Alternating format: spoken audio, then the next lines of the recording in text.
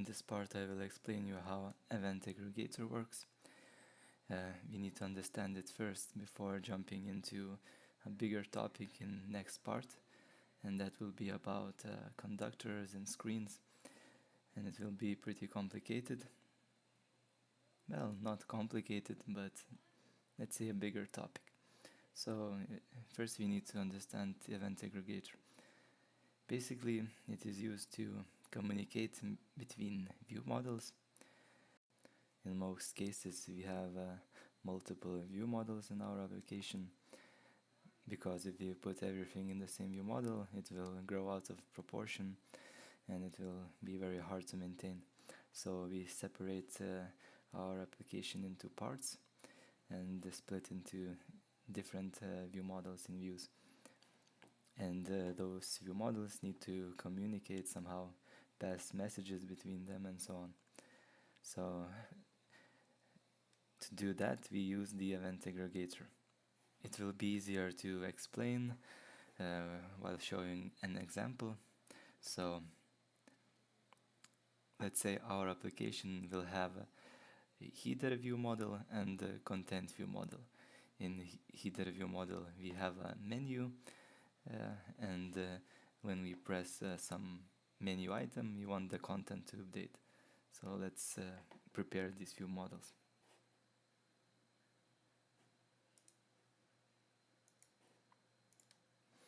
First, let's create the header view model.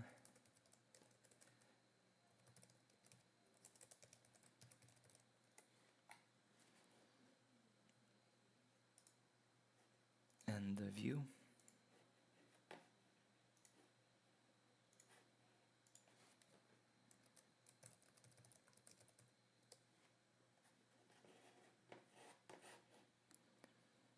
In the view, let's add a couple of buttons.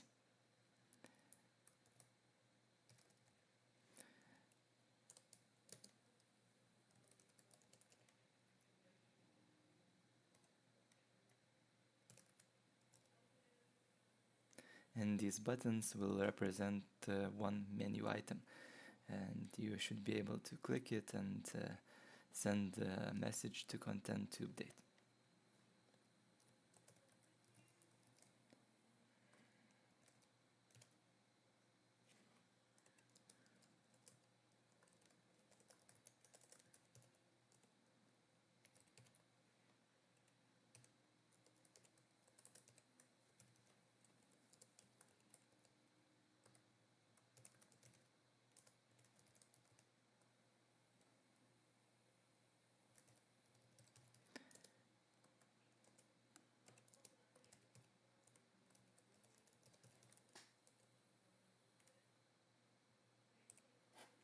So for this example I chose two menu items. First one is home and the second one is settings. Pretty usual in applications to have these items.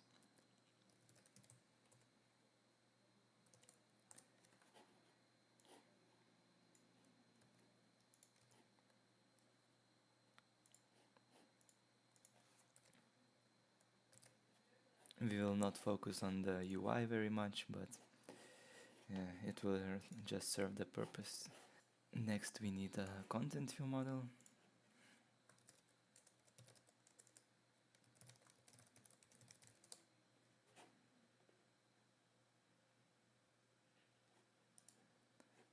And of course a view.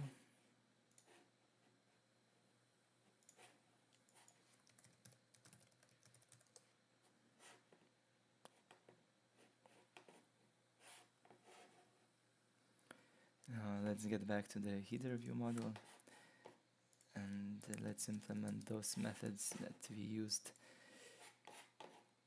Navigate to home and navigate to settings. And these methods will be invoked when appropriate button is clicked.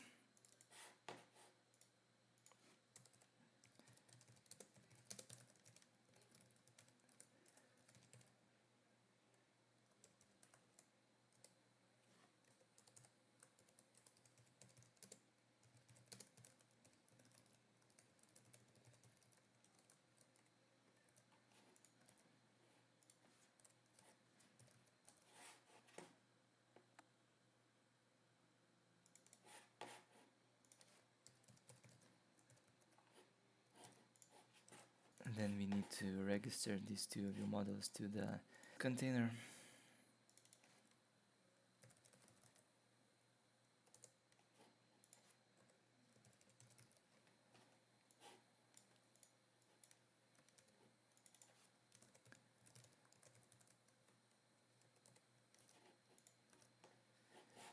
And now let's add them to the shell view model. And it's the base view for our application. So we need to inject those view models of header and content.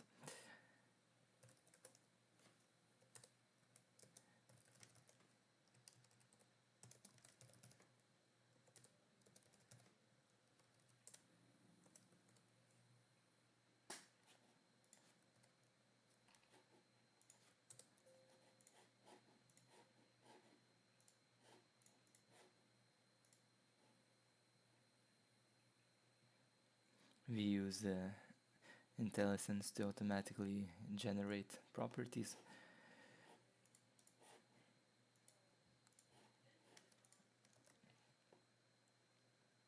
Okay, now let's add them to the view.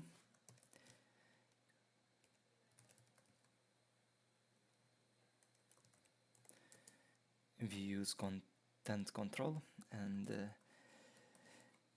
specify the name to be the property in the shell view model. Here's the property name.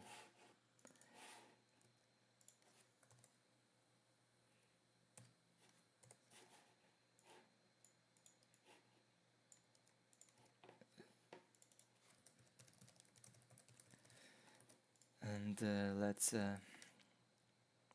align them for the header to be top and content to be at bottom. For that we will use dock panel.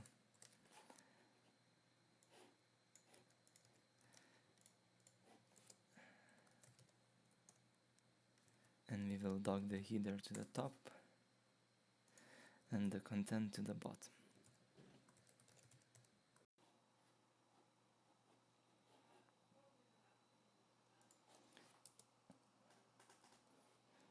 And we will set a property last child fill, and that will mean that our content view model will fill the remaining space to the bottom of the window. Let's run and see if it works. Seems alright. We cannot see the content view because it's empty. Let's add some text just to inspect.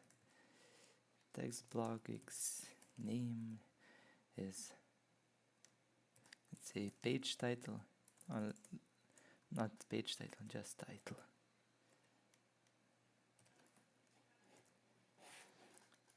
And we will add a property title.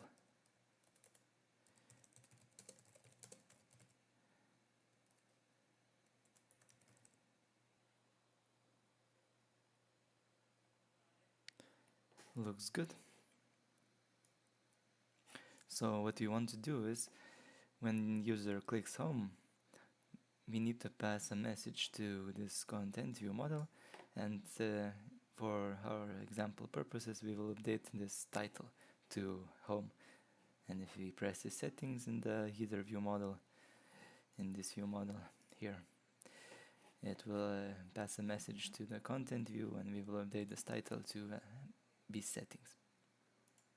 Okay.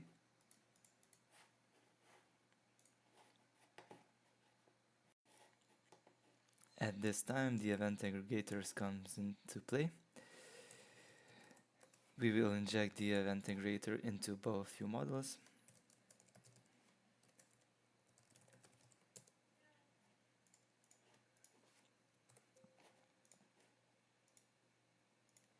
It's under Caliburn.Micro use it namespace.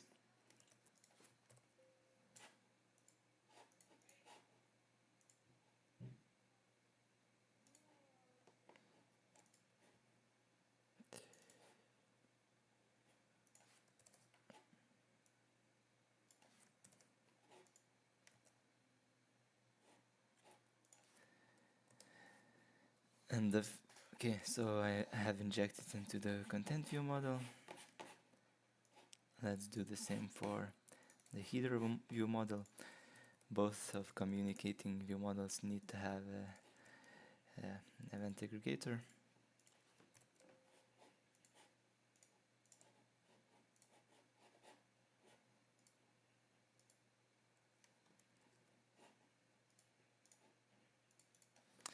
Need to change my Visual Studio settings and to have a field name with starting with underscore. So the main principle of how event aggregator works is you can pass messages from one view model to another. So a message pass would be like this: publish on UI thread, and here we can pass a message. A message can be of any type, so as you see, it's object, and this type is very important because the view model that will receive this message will listen for specific type of messages. So I recommend creating a new class for each type of message. Let's say in our case it's a navigation message, yeah? So let's create a new class.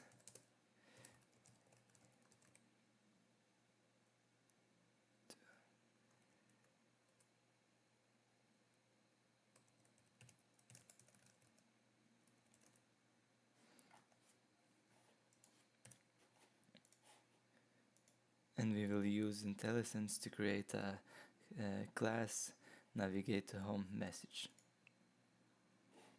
As you see, a new class appeared. It is best to make it sealed because we don't expect it to be inherited.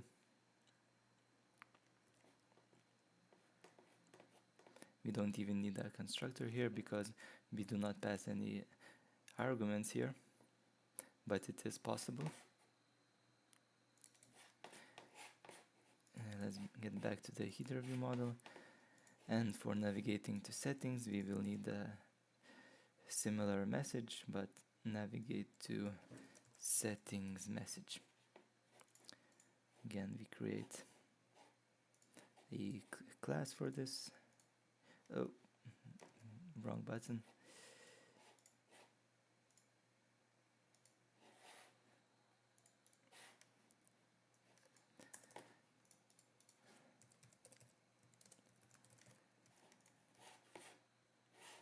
Here we go. So we have now two messages: navigate to settings message and navigate to home.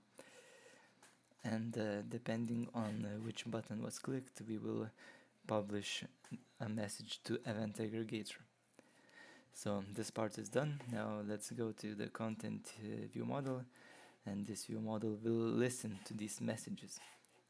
So the first thing we do, we register this view model as a listener for those messages. And we do that by saying event aggregator subscribe this. This is the view model, this. And this view model needs to implement iHandle and the type of the message. In our case, it's navigate to home message. And we will also listen to another message, is navigate to settings message. Now we need to implement these two interfaces. We use IntelliSense to automatically generate messages, not messages, methods. And here we will receive the message and we can do some action. In our case, we will change the title. We need to implement setter for this property. If you don't understand what I have done, I have created a property that will notify the view when the value has changed. And I explained it in the previous part.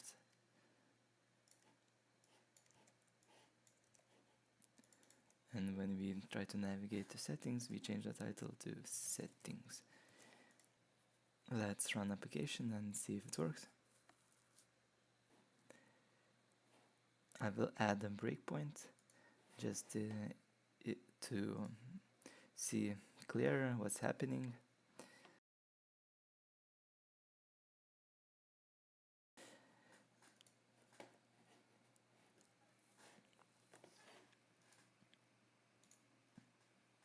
And as you see, in this view model, it catched that navigate to settings message is being published to event aggregator, and it invoked appropriate method and then changed the title. And we see that in the UI it also changed. So let's go over of how it actually works. So first we publish to event aggregator a message of some type, and the view model that will handle the message of that specific type first needs to subscribe, and then to implement I handle the message type interface, and and then the event aggregator and the Caliburn.Micro framework will automatically go over to all of the subscribers in event aggregator and will look for the ones that implement these I handle for this specific type, and then we'll invoke a handle method. In our case, we can do one improvement. We don't actually need 2 messages for this. We can just use one.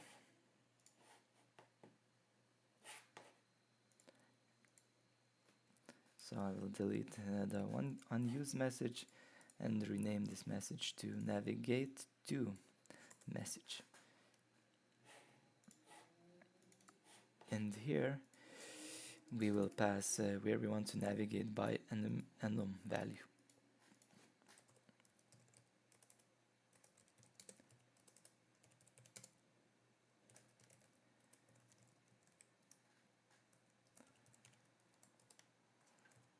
And it will have 2 values, home and settings.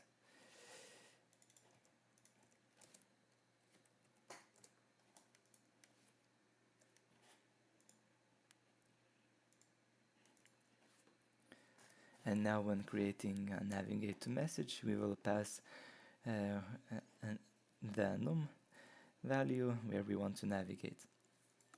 And the view model that handles this this message will be able to retrieve this navigate to property and react accordingly. So in header view model, we use navigate to message and navigate to enum home. And when we navigate to settings, we will set settings, not home. And now we need to change the content view model to handle only a single message type.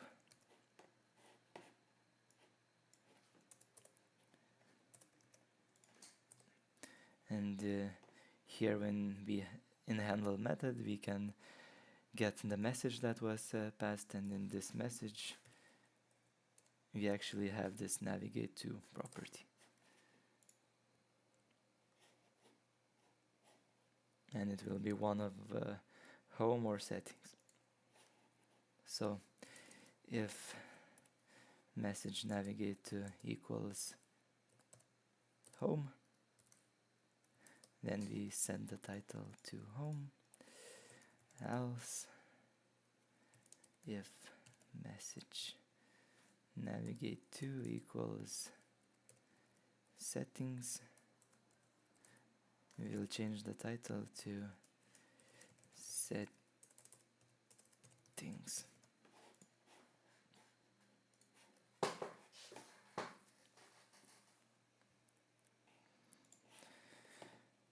And the final demonstration, it works fine.